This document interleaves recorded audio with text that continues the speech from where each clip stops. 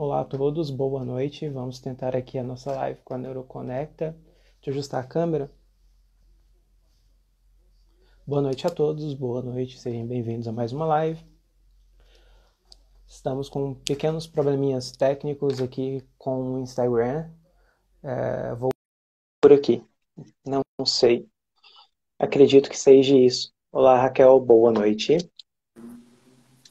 Oi, agora sim. Agora foi.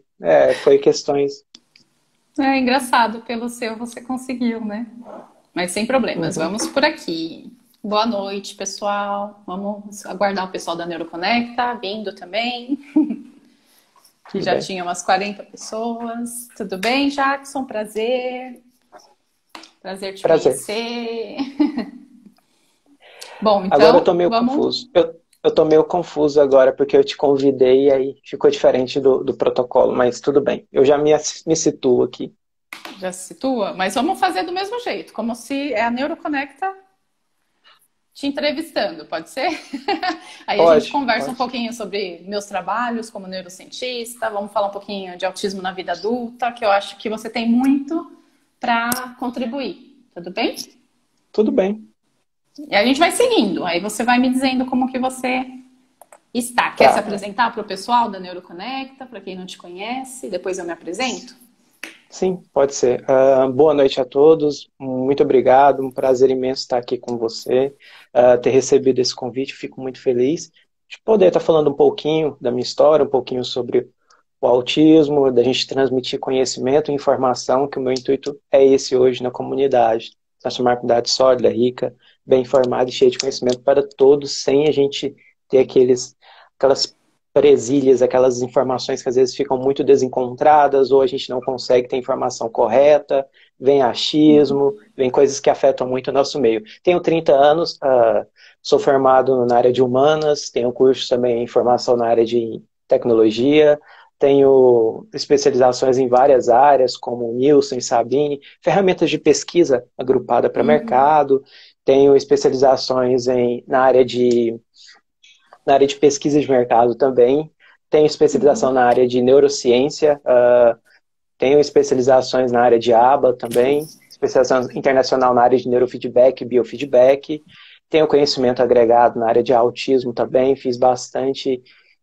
cursos para especializar mesmo, para apoiar, não necessariamente atuando, mas apoiando mesmo, seja com informações, conteúdos.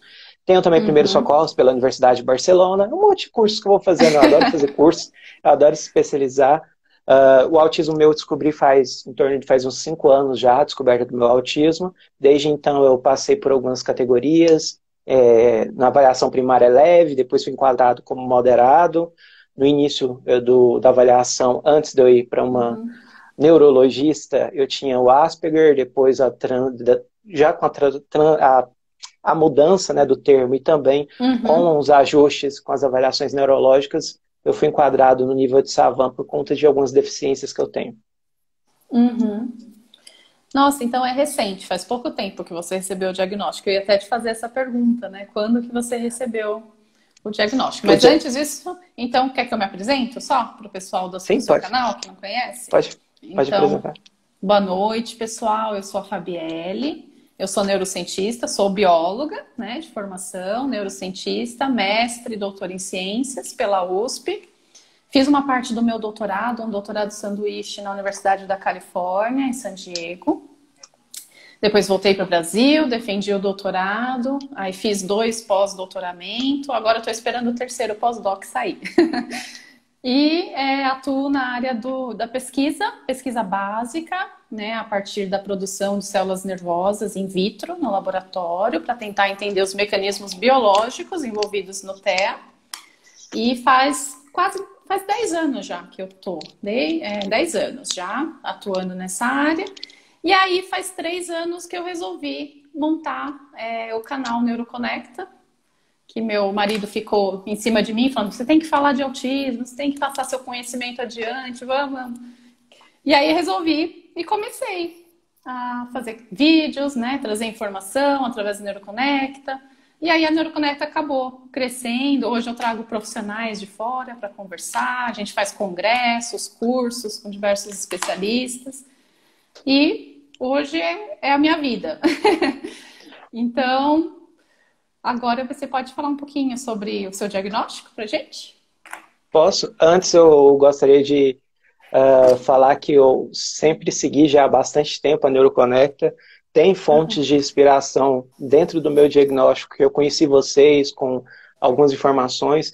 Eu, inclusive, admiro o trabalho que vocês fazem relacionado a congressos, a trazer informações, porque no Brasil hoje, um dos motivos de eu ser ativista, de eu defender a nossa causa, tá, fazer trabalhos voluntários, é justamente por essas questões. Mas a gente deve respeitar todos os pilares dentro dos trabalhos que a gente tem ainda como profissionais bons como você, que tem sua especialização na área, tem seu conhecimento agregado, e com esses congressos, com esses cursos que vocês ministram, com essas palestras e toda a informação, mesmo às vezes em momentos de pandemia, é muito importante participar, porque eu vejo uma riqueza gigantesca de informação, não só agora, como antes também.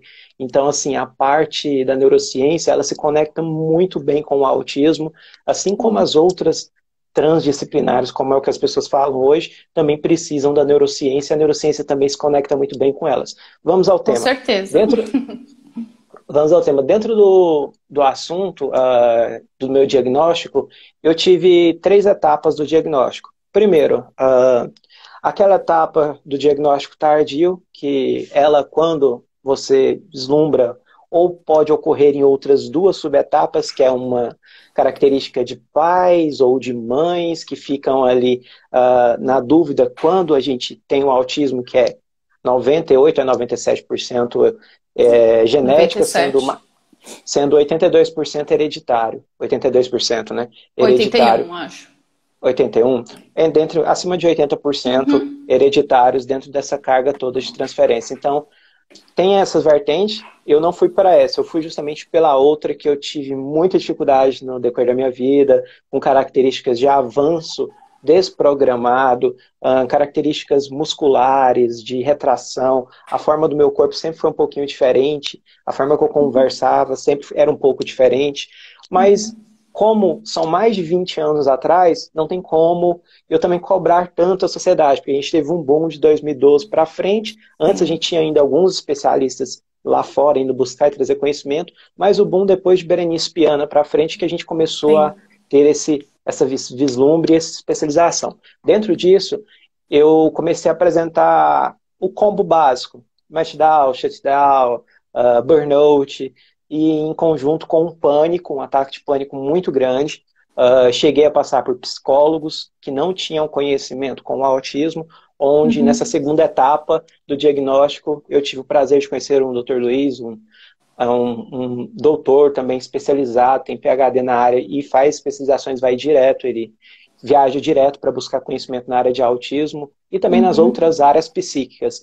E ele meio que entrou em desordem dentro do meu plano, dentro do tratamento, em que antes eles queriam me enquadrar num quadro esquizofrênico, depois em um quadro antissocial, que são características muito comuns da parte primária ali do autismo. A gente tem até pedaços genéticos, se for esminuciar, de associações aos genes também da esquizofrenia. Mas não tinha nada a ver com esquizofrenia. Aí veio o diagnóstico, aquele boom, né, aquela surpresa. Eu não queria aceitar, eu queria me internar, queria aceitar qualquer outro diagnóstico, menos o autismo.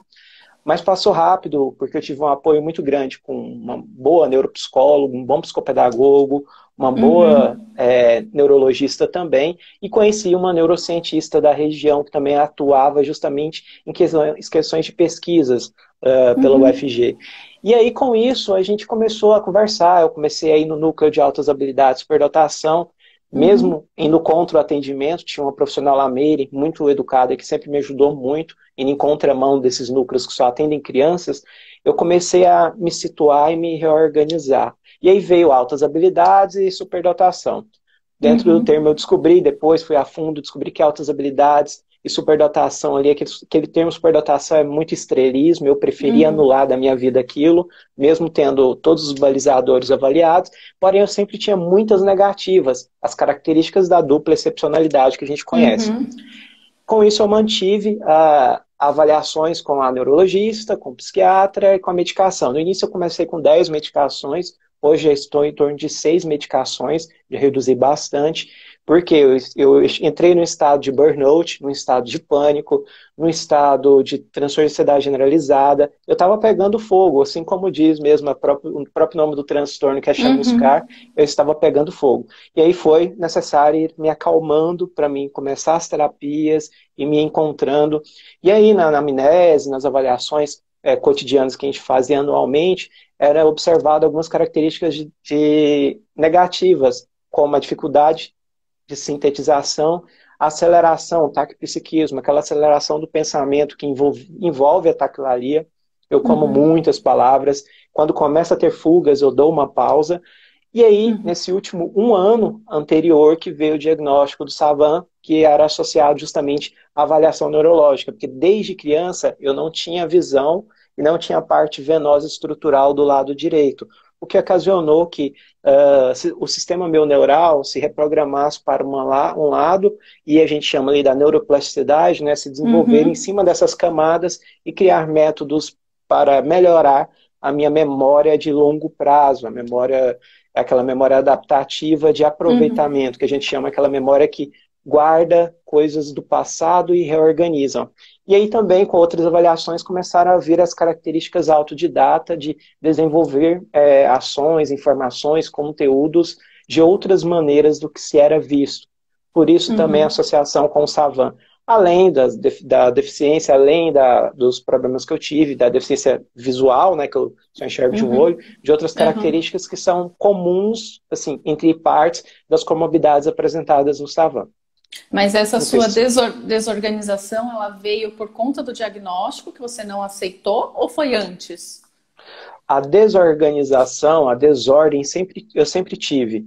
Eu sempre fui muito ríspido e rígido. Eu cheguei a controlar em torno de 23 gerentes, respondia diretamente para o CEO das empresas. E assim, eu sempre trabalhei em multinacionais, e nessas empresas eu sempre tinha um cargo que ficava sempre abaixo do CEO em quesito de respaldo e resposta. Ou seja, eu acabava sendo um braço direito dessas pessoas de altos níveis, como um secretário executivo, mas era algo diferente, era no caso, um coordenador, um gestor direcionado que tinha ali essa mesma comunicação. E eu sempre fui muito ríspido e rígido. E para mim, dentro daquilo, era normal. Porém, o autista, ele vai absorvendo, né? É como uma esponja. Eu costumo falar que esponja. Às vezes, algumas pessoas falam, mas esponja também fica molhada e derrama. Sim, mas eu tento trazer a esponja, que é o que eu consigo melhor sintetizar, que é algo que fica muito cheio e depois ele começa a vazar um pouquinho. E aí eu sempre tinha rigidez, rispidez, por conta, das vezes, da aceleração do pensamento meu ser tão rápido que antes da pessoa terminar o raciocínio, eu já tinha a resposta. Então, na anamnese foi feita essa avaliação e eu nunca tinha percebido isso. Mas no decorrer de toda a minha vida, eu sempre fiz isso. Antes de terminar uma sintetização ou uma discussão, eu termino a fala, o que dificulta toda a conversa e todo o entendimento. Porque eu pulo e avanço etapas já dentro da característica que é essa dificuldade de juntar as coisas. Porém, dentro dessa dificuldade se viu oportunidades, que são questões do hiperfoco. Aí foi, junto com o professor Marcelo, da Universidade aqui, da Sul-América de Goiás, aqui, que ele faz um trabalho muito bom na área de terapia, que começou a falar para mim olhar para dentro, e eu comecei a deslumbrar e reorganizar um pouquinho o meu estado, né? Que esse estado eufórico, esse estado de conhecimento. Aí eu voltei para o trabalho voluntário. Nesses últimos 2 anos e pouco, eu comecei a fazer mais trabalho voluntário, porque eu notava que tudo que eu fazia de bom para as pessoas e gera um gosto, e eu vejo que a pessoa está bem, ou que a família está bem, ou que as coisas acontecem, eu fico muito feliz. O estado eufórico meu fica muito bom, e eu consigo equilibrar esse taquipsiquismo e essa aceleração como um todo. E além das intervenções medicamentosas, você faz intervenções terapêuticas? Por exemplo, treino de habilidade social, mas essa parte que você faz? Sim. Eu faço TCC, né, que eu faço TCC extensão do ABA, que é a terapia Aham. cognitiva comportamental, a extensão do ABA. É obrigatório por conta de eu estar no nível moderado, a gente tem que se adaptar a essa característica. Eu faço Uhum. fono porque eu tenho eco, ecopatia. Eu tenho Ecopatia. ecopatia. Eu tenho a Uhum. ecopatia, né, a repetição lá, eu tenho a ecologia, que também é o ecofenômeno que está sendo estudado recentemente para o Brasil, não é ecologia da natureza, tá, pessoal? Uhum. São repetições no cérebro, por conta dessa aceleração, eu vejo tudo na nuvem, as coisas se constroem como um quadrado. Eu estou aqui com a Uhum. doutora, eu estou com a Connect, eu estou com a minha história, eu estou com o tempo, eu vejo tudo assim na nuvem. E esses ecofenômenos são muito presentes em mim. Aí, como eu estou só olhando para você, eu não estou olhando quantas pessoas, eu não estou falando com muitas pessoas, eu achei na live uma forma, às vezes, até eu não respondo muitas pessoas, porque com uma pessoa parece mais tranquilo. Mas quando eu saio para Entendi. fora de casa, começam os problemas, começa a dificuldade social de interação. É isso que eu ia falar. Como que você, né, resolveu começar esse seu trabalho nas redes sociais? Super bacana que você passa tanta informação. E você, você tem um hiperfoco em relação a falar sobre autismo hoje? Não sobre o autismo, mas sobre ajudar as pessoas, porque não só do Ah, tá. autismo eu comecei a abrir outros pilares. Aí, Hum, aí entrou em um aspecto que a Universidade Federal de Goiás chegou em mim, o reitor, e falou: Jackson, a gente te dá um curso de medicina. Você se aham, forma daqui a alguns anos, tranquilo, bem rápido, a gente faz aceleração, aproveitamento, é de direito do autista, quando se enquadra em dupla excepcionalidade, você poder fazer aceleração, e você termina a medicina. O que é que você acha? Aí eu falei, não, eu quero fazer filosofia, né? Porque o autista é muito do contra, assim, às vezes. Aí eu falei, aham, não, filosofia, Jackson. Aí ele ficou meio chateado, assim. Aí as pessoas querem muito, às vezes, que eu faça medicina junto desses contextos, mas eu estou buscando outras formas de de ajudar que ajudar. não seja medicina. Por quê? Eu tenho um estado hipocondríaco controlado. O que que seria isso? Uhum, Algumas coisinhas, alguns gatilhos, eu venho criando barreiras. Por exemplo, CA. Você sabe o que é CA. As pessoas aí, quem não souber CA uhum, depois, você explica. Se eu ficar falando CA, um nome em si, eu começo a entrar em pânico. Aí esse pânico gera uma aflição. Aí eu faço ligação, se o meu primeiro paciente eu perder esse paciente, o que que aconteceria comigo? Eu não sei mensurar o que poderia vir de negativo. Então, em uhum, conjunto com toda categoria, com os profissionais terapêuticos meus, com os psiquiatras, com o neurologista, foi sugerido eu não fazer medicina por isso. Mas uhum, praticamente a medicina eu domino tranquilamente, a característica da neurociência eu domino também uhum, razoavelmente. Dentro disso, eu comecei a fazer outras abordagens que são mesmo trabalhos voluntários, filantrópicos, uhum. de ajudar as comunidades, as associações, e divulgar mais o que é o autismo em si, o que que, além do autismo, o que que se tem, as pessoas, os Uhum, adolescentes, os adultos, as mulheres também, que são muito, às vezes, pouco vistas e faladas no autismo. Comecei a uhum. defender essas causas. Ah, com certeza, você Falam, não precisa fazer medicina, né, para ajudar. é, O seu trabalho com certeza já está ajudando muito. E tem outros casos na sua família? Falando um pouquinho da hereditariedade? tem caso, eu tenho uma prima que tem esquizofrenia, ela tem altas habilidades, Aham. ela se formou em direito. As pessoas às vezes falam, como assim, esquizofrenia, tem altas habilidades, se formou em direito? Forbes, para quem não conhece, Forbes é um esquizofrênico, era um esquizofrênico. Então, assim, ele era um matemático de nível estrondosamente brilhante. Então, tem traços de ligações hoje. Antigamente, se Uhum. achava o oposto. Se achava que a esquizofrenia, o autismo era um estágio avançado da esquizofrenia. Ao passar do tempo, isso se inverteu. A gente Era vê que tem esquizofrenia genes de... infantil, né? O Isso. autismo Aí, antes. isso. Aí se viu que isso se inverteu, que aí os genes têm características fortes. Aí fazendo um mapeamento genético de toda a família, a gente já tem um trabalho que é feito, que é caro, é que as pessoas às vezes não entendem, é um pouquinho caro fazer esse mapeamento, mas a gente já tem alguns mapeamentos. Eu tenho um irmão com TDAH, minha mãe tem traços de fenotipo ampliado, porque já é característica. Meu pai faleceu, mas ele tinha características justamente de TDAH. Eu Uhum. fui o que foi para esse lado mesmo do autismo por conta do meu processamento, do meu neurodesenvolvimento. talvez isso tenha pendido um pouco para a característica que influenciou a minha verbalização, a parte verbal, vocal minha, de criar, de se falar, né? Que a gente fala um pouquinho que foge para o TANV, né? Que eu comecei a estudar recente um pouquinho sobre o Sim. TANV.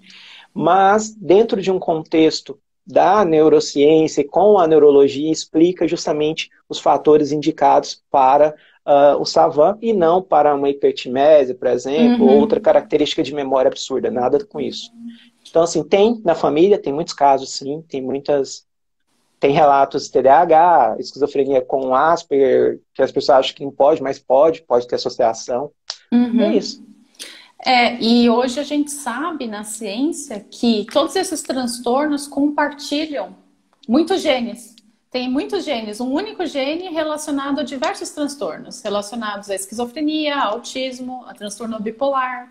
Só que depende de como ele manifesta na pessoa e depende de toda a genética da pessoa também, né? Quais outras alterações essa pessoa tem? Então, um único gene alterado em pessoas diferentes vai trazer transtornos diferentes, porque depende do ambiente, de fatores ambientais e toda a epigenética, né? Todo o material genético daquela pessoa. Então, muito interessante. A Meire até falou aqui, que eu acho interessante, a Meire é minha psicopedagoga, é isso, eu vou travar não, Meire. Eu amo ela, assim, de coração, ela é do núcleo de altas habilidades de superdotação, ela representa o estado de Goiás dentro dessa característica aqui. Ela acabou me atendendo dentro e fora do padrão de lá, e ela falou que as habilidades independem, né, do caso de outra condição. Justamente isso, que a gente tinha muitos preconceitos, que para a pessoa ser inteligente, ela teria apenas que ou se enquadrar em um Asperger ou ser leve ou não. Não, pelo contrário. Dentro da esquizofrenia, dentro da transtorno de bipolaridade, dentro de outros transtornos, como a doutora falou muito bem, pode se enquadrar sem altas habilidades. E o que você falou eu acho muito interessante, por isso que eu amo a neurociência. A gente já tem mais de 286 mapeamentos genéticos só de pontas de associações ao autismo. É muito interessante. Dentro do seu trabalho, como que você vê isso hoje? Assim, você vê um desafio ou você vê assim, mais uma motivação para você continuar esse trabalho? Porque é muito genes envolvido. Sim, sempre é um desafio, né? Mas sempre é motivação também. Porque o TEA é muito complexo, né? É um transtorno muito difícil de estudar. Por quê? Não é um transtorno monogênico, né? Causado por uma alteração em um único gene. Então, quando você estuda uma doença ou um transtorno que é causado por uma alteração em um único gene, você sabe onde está o problema. Então, estudar e tentar corrigir geneticamente, com engenharia genética, com CRISPR, né? Todas essas tecnologias hoje em dia, é muito mais fácil. O autismo, se você entrar lá no Spharidin, não sei se você já entrou naquela plataforma, hoje tem 1079 genes relacionados ao autismo. E além de ser poligênico, é multifatorial. A gente sabe que não é um único gene alterado. Vão ser várias alterações com fatores ambientais envolvidos, então ele é multifatorial. Então é um transtorno muito complexo, né, para entender e estudar. Por isso eu acredito, Jackson, que conforme a gente for fazendo sequenciamento genético dos grupos e descobrindo novos genes, provavelmente a gente vai começar a subdividir o autismo em vários subtipos, que podem ser síndromes ou não, né? E começar a dividir. Por isso que é tão importante o sequenciamento genético. A gente sabe que é muito caro ainda hoje, mas vai ficar mais acessível. Acho que a hora que a gente conhecer a genética do autismo, a gente vai ver que é muito mais complexo. Vai dividir em diversos subtipos. E aí vai ter tratamentos personalizados para cada grupo, né? Eu gosto muito de falar com neurocientista, com pesquisador ou com cientista, eu fico muito eufórico. Então, se eu ficar muito sorridente, se eu ficar pulando aqui, você não se preocupe, eu estou muito eufórico, porque eu gosto, assim, eu sou um admirador muito do seu trabalho e do trabalho da Nectar e de todos. E quando você fala de sequenciamento, para as pessoas entenderem, o que me fez um pouquinho voltar o entendimento à neurociência e respeitar tanto e ser algo que a gente precisa ter uma abordagem mais ampla. Quando a gente pega características do neurodesenvolvimento, mamães, papais que não entendem, a neurociência ela não vem para modular o que já foi construído e programado. Ela vem justamente com características de blindagem para reestruturação que pode ser feita dentro das aplicações que a doutora falou muito bem. Então as pessoas têm muitas dúvidas e acham que o autismo vai ser curado com a neurociência. Eu já vi isso de mamães. Não é assim que funciona. A neurociência vem com um pilar totalmente diferente, você explicou muito bem, que é para apoiar, para fazer o sequenciamento, para a gente poder ter as subcategorias e as subdivisões. Assim, tem informações que me apontaram pela Spectrum, que eu comecei a fazer um intercâmbio de comunicação com a doutora Patrícia, que é justamente de Houston, que ela faz parte da revista da atualização da Spectrum, que o DSM-6 a gente teria uma atualização antes da CID-11. Só porque eles não estão conseguindo pela abordagem imensa que o autismo vem tomando justamente por essas categorias. Quando eu falo de mais de 286 genes mapeados, são categorias primárias. Quando a doutora fala e abre mais de 1.000 genes de categoria amplificada, a gente tem uma imensidão muito grande. Então, acredito que o DSM, o DSM que deva sair antes da CID-11, ele não vai conseguir ainda abordar nem um terço do que a gente tem de conhecimento para o momento do autismo. É muito interessante, eu gosto muito disso. E as pesquisas estão avançando muito mais rápido agora, né? Se você for pensar o que hoje a gente consegue fazer em uma década, antes a gente demorava muito mais. Até pensando na vacina agora para a Covid, em 7 meses já está quase saindo aí uma vacina. Então, um tempo recorde, né?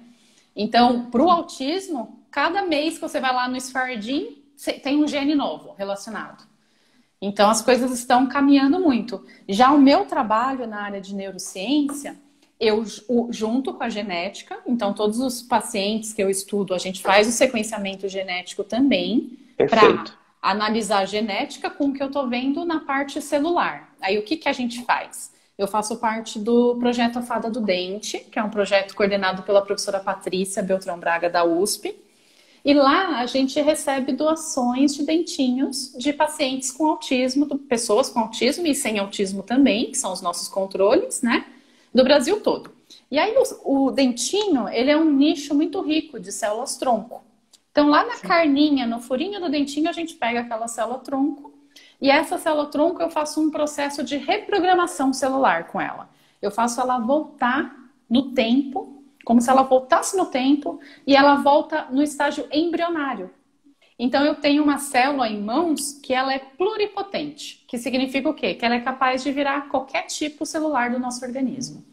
E aí, com essas células em mãos, a gente produz o que a gente quiser. No nosso laboratório que a gente estuda o autismo, a gente vai produzir células do sistema nervoso. Então, aí a gente produz neurônios, células da glia, astrócitos. Hoje tem uma tecnologia mais avançada ainda, que é para produzir organoides cerebrais, que são já estruturas que mimetizam o desenvolvimento embrionário. Então, um organoide cerebral que eu tenho lá no laboratório, com 2 meses de idade, ele equivale ao cérebro de um embrião de 2 meses, que está virando feto ali, né, com 8 semanas. Então, é o que a gente tem assim de mais sofisticado, né? Então, esses organoides cerebrais, eles têm já as camadas do córtex cerebral organizadinha. Então, é um modelo celular. A gente usa as células-tronco como modelo de estudo, ferramenta de estudo, e não para tratar o autismo, né? Para injetar a célula e fazer terapia celular. Não. Essa é a falha, essa é a grande falha das pessoas não entenderem a importância e a confusão.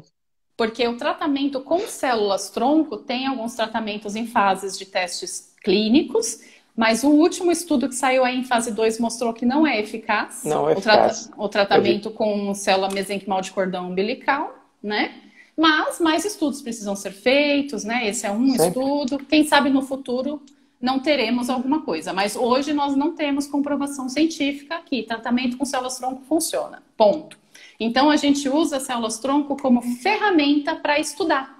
Então, a partir dessas células que eu produzo no laboratório, eu consigo ver como funciona o neurônio de uma pessoa que é autista, com uma pessoa que não é. Por quê? Porque essa célula que eu tenho lá no laboratório carrega a genética daquele paciente, né? Então, carrega toda a genética daquele paciente que doou o dentinho. E a gente usa essa plataforma para testar drogas. Então, pensando em tratamentos, em pesquisa de fármacos, pensando numa medicina mais personalizada, né? Que eu acho que é o futuro, né? A gente ter medicina personalizada para cada um, porque às vezes o É medicamento o que é bom futuro. para você não vai ser bom para outra pessoa, né?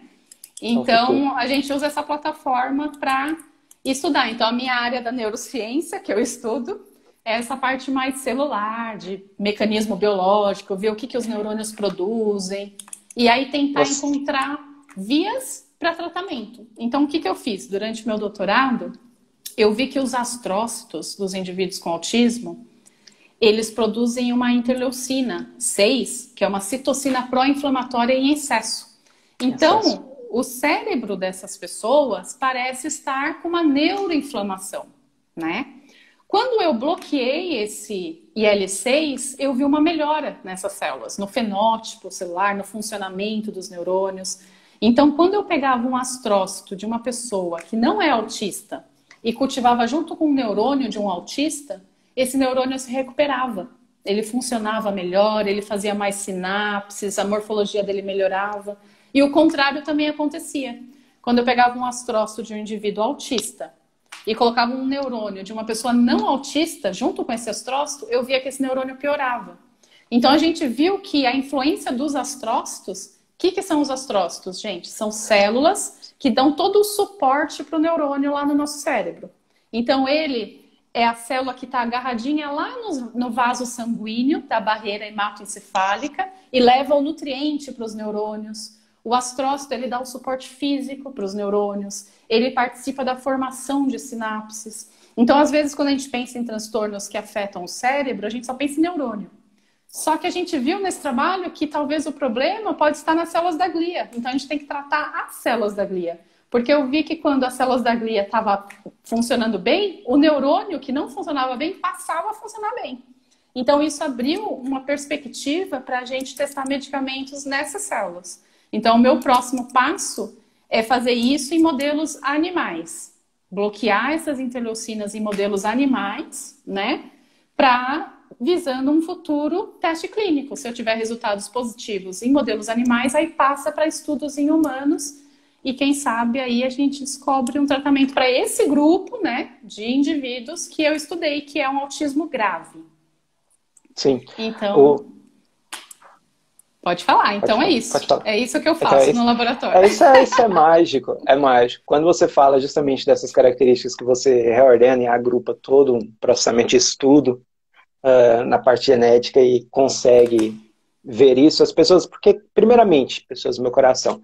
A neurociência, biologia, tudo interligado. Por isso que ela fala justamente desses testes, dessas avaliações. Porque para você entender um pouquinho da neurociência, você tem que se aprofundar na biologia, entender toda a estruturação e também ela tem toda uma abordagem clínica, profissional por cima disso. São várias barreiras ali que protegem a neurociência. Por isso que eu sou aficionado e adoro muito essa área, esse tema. E quando você começa a pegar características justamente de uma célula específica e fazer essas alterações, e com isso você consegue tirar e fazer o separamento genético ali, fazer o sequenciamento genético correto e tirar isso e fazer as avaliações, e você consegue ver uma desinflamação do cérebro, isso é algo muito rico. Como assim, Jackson? Vou fazer uma comparação agora, vou fazer um brainstorm aqui com ela, se ela me permite, para a gente fazer uma avaliação com o que acontece comigo e o que vem sendo feito com características de outros tratamentos. O Jackson sempre teve muita retração.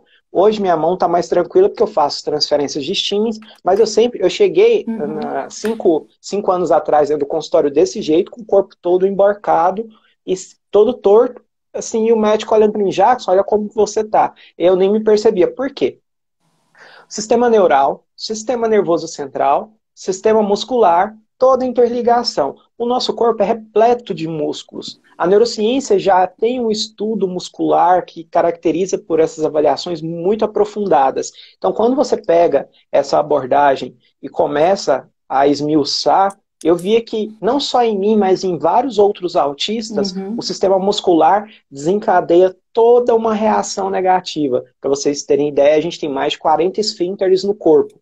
Então, se você pega cada esfíncter desse com uma desordem do sistema neural, que passa pelo sistema nervoso central, sistema muscular, você tem uma desordem gigantesca. Aí a gente vê autistas que têm problemas estomacais, e às vezes as mamães ficam loucas atrás de pseudoterapias, sendo que a gente pode utilizar a própria neurociência com embasamento médico, científico, para avaliar algumas questões. Então, você não precisaria ali entrar com vários tipos de medicamentos para a área gastrointestinal daquela criança, porque um refluxo atinge uma faringe, que atinge uma laringe, que atinge uma otite, e é tudo interligado. E eu percebia também que a micção era muito interligada, as fezes eram muito interligadas. Então, o nosso corpo, ele é repleto de músculos, as pessoas têm que começar a ter essa visão. E eu começando a fazer essa abordagem, eu comecei a fazer transferência de estímulos, comecei a fazer neurofeedback, eletrofeedback, comecei a fazer terapias que fizessem um descanso sistemático muscular, e com isso eu tive que entrar em uma categoria por eu já ter dor, em uma inibição GABA, que a doutora conhece muito bem.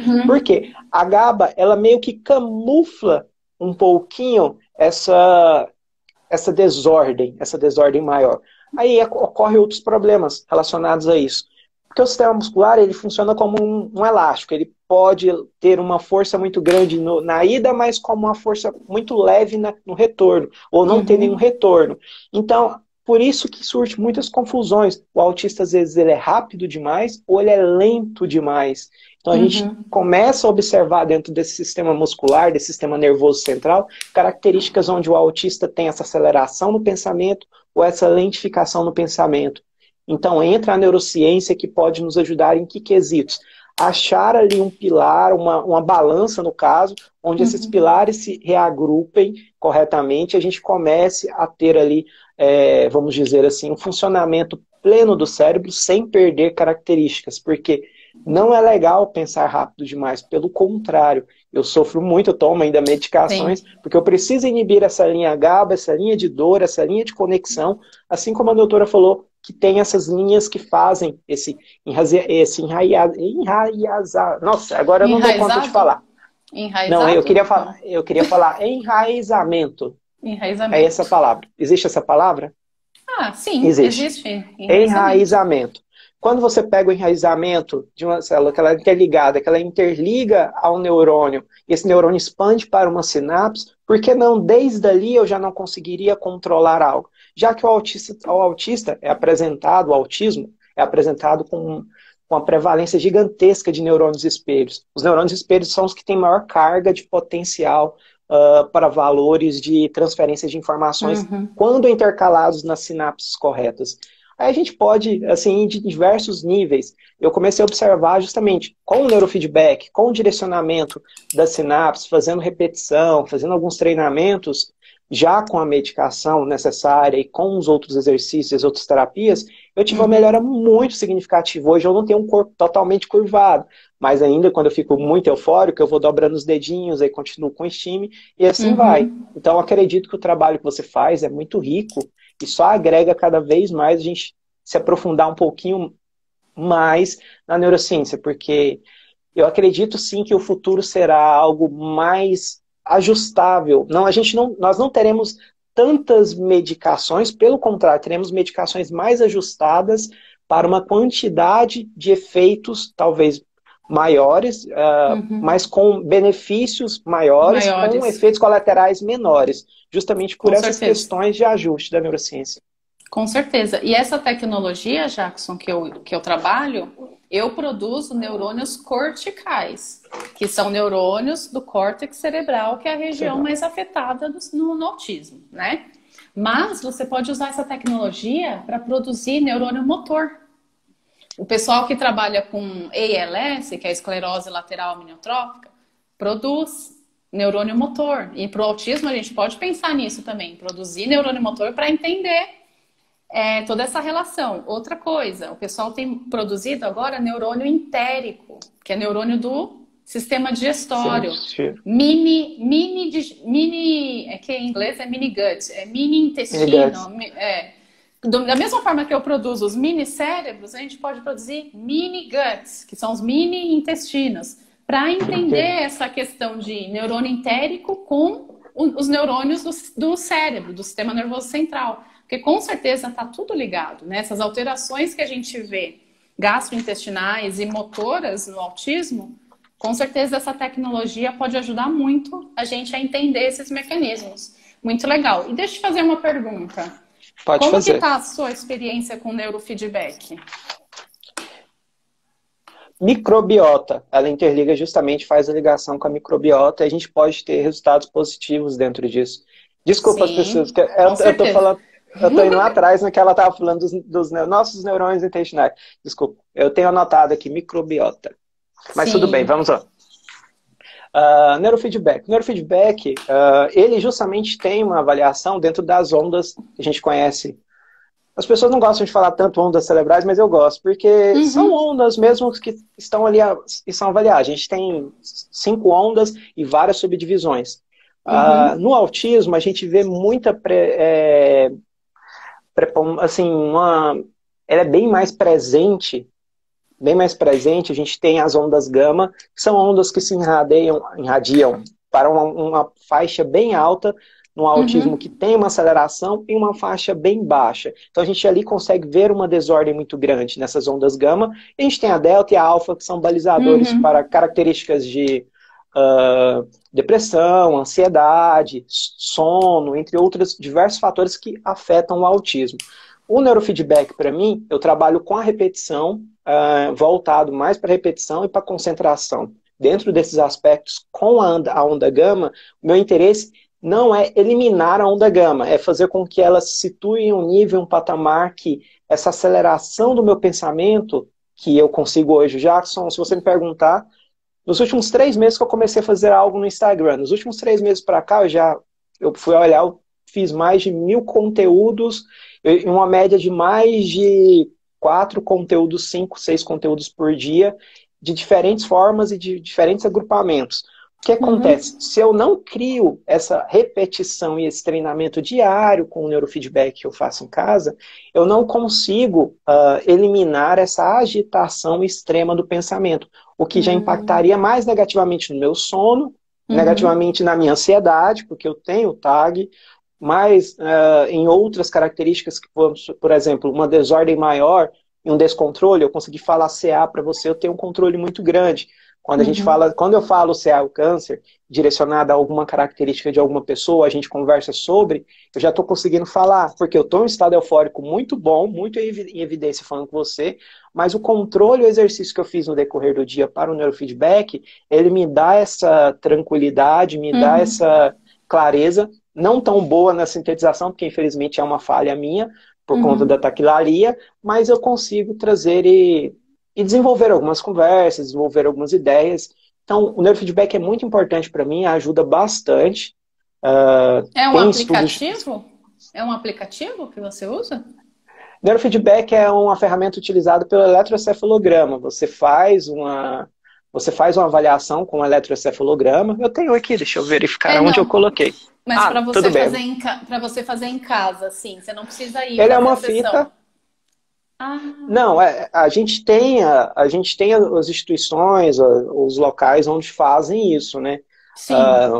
Um neuropsicólogo, Uhum, um neurologista podem aplicar. Um psicólogo também, com a certificação internacional, pode aplicar.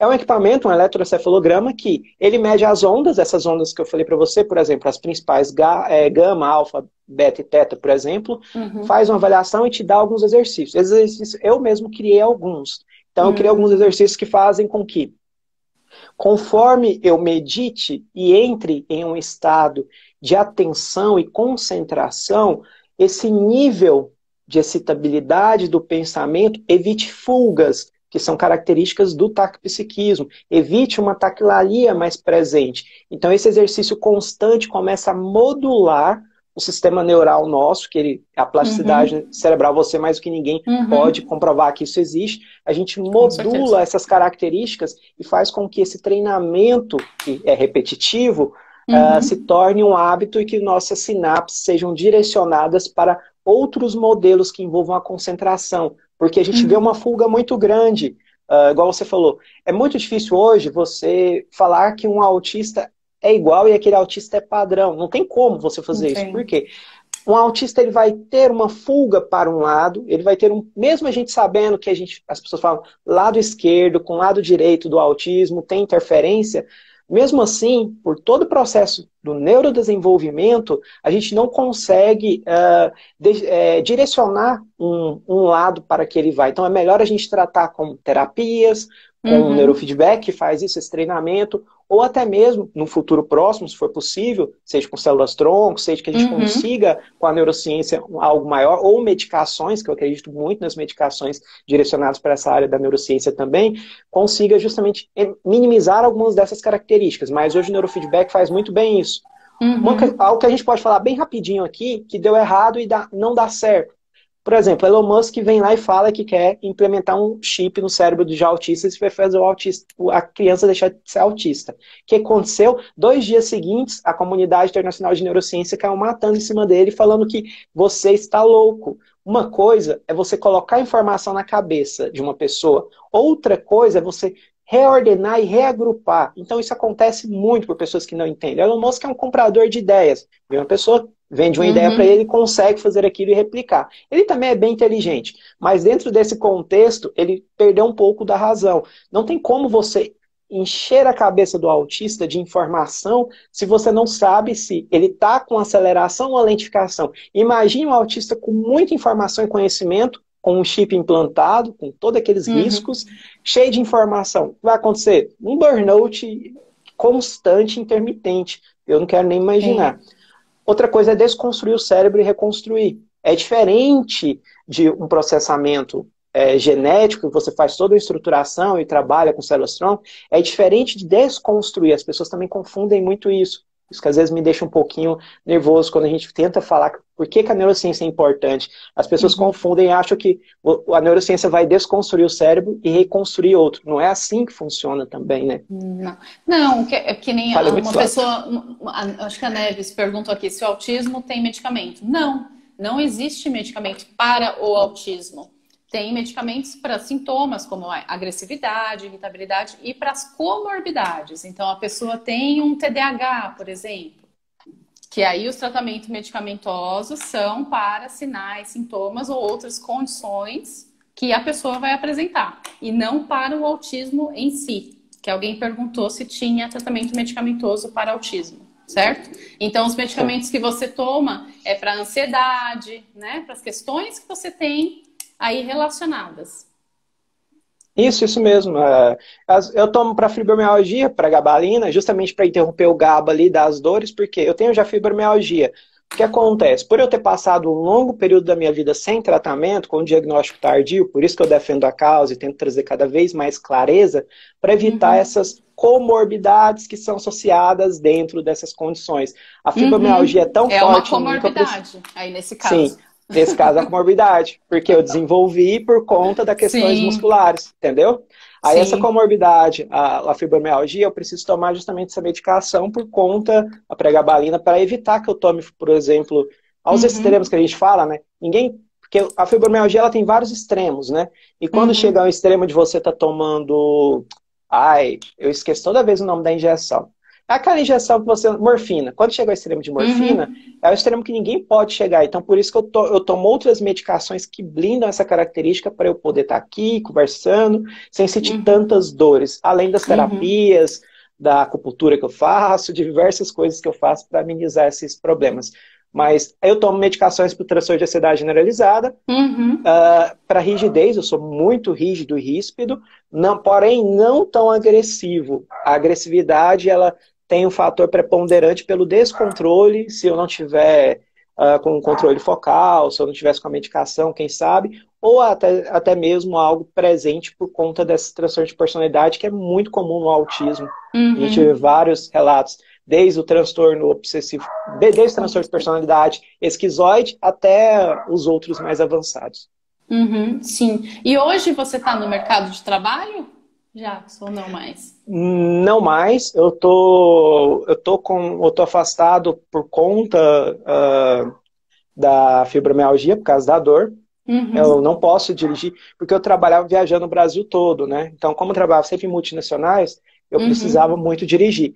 E eu criei pânico de carro. Eu tenho pânico de carro agora, depois de dirigir mais de 10 anos da minha vida dirigindo, eu tomei pânico. O pânico entrou em uma característica. Eu estou fazendo um trabalho gradual ali de tentar, aos poucos, voltando. Eu dirijo às vezes já, mas assim, é muito difícil, porque eu tomei pânico, e tive o burnout, e tenho ansiedade generalizada, transtorno de ansiedade generalizada. Então, assim, a medicação, ela não me dopa, porém ela pode afetar em algumas características sociais, né, que a gente fala justamente por efeitos reboots a qualquer momento. Então, assim, é muito presente nesse momento que eu já faço o tratamento, faço as terapias, a necessidade explícita para eu não ter esse retorno e continuar fazendo as terapias, fazer os acompanhamentos para uma inserção, quem sabe, gradual no mercado de trabalho futuro.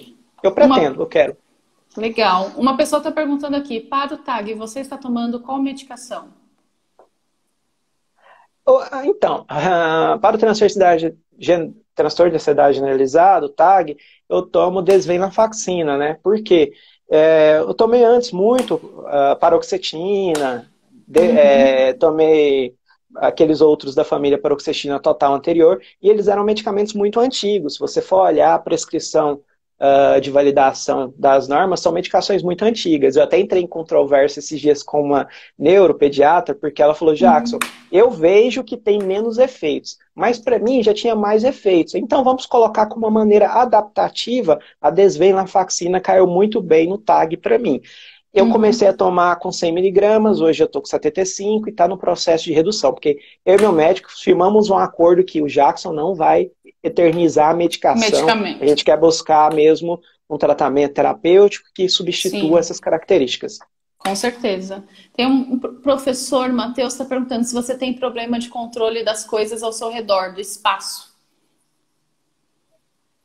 O espaço, não. Só misofonia com sons específicos. Por exemplo, você batendo aí em alguma coisa, ele já vai me enjoando um pouquinho. Tem um som que você faz, eu acho que, não sei se é na cadeira ou é na mesa. Então, essa misofonia, por exemplo, minha noiva mastigar perto de mim.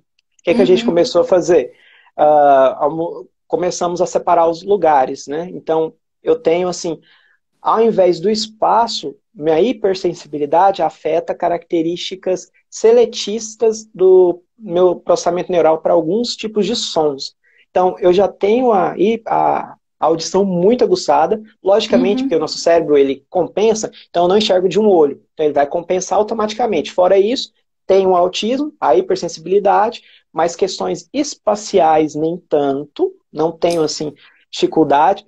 Eu sou péssimo em visão espacial, meu QI vai lá embaixo, visão espacial. Não sei se ele quis fazer uma ligação com isso, mas questões espaciais não. Mas eu tenho misofonia, que é uma coisa relacionada à hipersensibilidade, que pode afetar características espaciais também. Porque o som, quanto mais de longe vem, a equalização daquele som, mais pode ser agressiva para mim. Legal. A Patrícia está perguntando com quantos anos você começou a falar. Você não teve atraso na fala, né? Tive. Você teve atraso? Tive. Eu comecei a falar com 8 meses, já andando também com 8 meses. Parei, porque tive sarampo. O sarampo não foi a causa da perca da voz, teve relação sim, com o autismo, nos estudos, na avaliação neurológica e tudo mais, que eles fazem todo o sequenciamento e uma avaliação daquele processo, daquele crânio. Eu não sei se a doutora já viu, faz toda uma reconstrução modular anterior. É muito legal a neurociência quando faz, com a neurologista fez. Aí fez a reconstrução. O desgaste meu não foi relacionado ao sarampo. Então eu tive sarampo, mas não foi isso, e só voltei a falar com 3 anos e 8 meses. 3 anos e 8 meses. Legal. O pessoal tá adorando a live, Jackson. O pessoal tá falando aqui que você é incrível. Gratidão por compartilhar tanto conhecimento. A Patrícia falou que também não gosta que ninguém mastiga perto dela. Acho que ninguém gosta, né? Incomoda mesmo. São sons bem específicos, né? E tem que ser avaliado por uma boa neurologista, uma boa fono. E a Ju tá perguntando se você tem estereotipias. Tenho. Flapping, a mão, as estereotipias com a mão começa, a retração, o músculo, e o vestibular meu é péssimo, né? O vestibular meu, o vestibular mesmo. Antigamente eu achava que eu tinha sinusite toda hora, que eu tinha rinite, um monte de coisa, só isso que afetava. Não. Meu sistema vestibular tem que ter um controle bem adequado para mim poder ter uma Aí entra, né? E a espacial? Por isso que talvez que eu não tenha características de visão espacial, meu case seja péssimo quando pega visão espacial, Uhum. mas eu fico com o corpo muito inclinado também, e o rosto torto. Vocês podem perceber, meu corpo fica meio assim muitas vezes. São tipos, cada um tem o seu mesmo. É muito. Aí eu uso os Sim. steamings, vocês veem, toda hora eu tô com o steaming na Uhum, mão. você tá, né? Toda live eu vejo que você tá com ele. Jackson, acho que o nosso tempo vai acabar, né? Não sei se já apareceu aí para você. 57, 40. Obrigado por lembrar. Ainda temos 2 minutos, então. Você vai deixar essa live, vai salvar ela, então, pra gente? Não sei se depois eu consigo pegar para postar na Neuroconecta. Vou salvar, é só você pegar o link, vai no Instagram, upgrade download, faz Uhum, download, você pode postar lá. Tá ok? legal. Eu queria agradecer. Muito obrigado, de coração. Fico muito feliz de ter você aqui. Muito obrigado a todos os seus Obrigada a seguidores que estão você. aqui na live. Eu deixo esses minutos finais aí para você se despedir, falar um pouquinho do seu trabalho e chamar a gente para o seu evento que vai ter online. Ah, sim, gente. Obrigada, Jackson, pela participação. Adorei te conhecer, conversar com você. Obrigada a todo mundo que está aqui. E quero deixar o convite para quem não se inscreveu no Congresso Online, que será transmitido ao vivo gratuitamente. Vai acontecer entre os dias 13 e 17, semana que vem, né? Segunda e sexta. Teremos aí 4, 5 palestras por dia. O link está aqui na bio da Neuroconecta ou no site neuroconecta.com.br. Se inscrevam que a transmissão ao vivo será gratuita. Temos mais de 20 palestras aí com especialistas na área. E é Muito isso. bom. Muito obrigada, Jackson.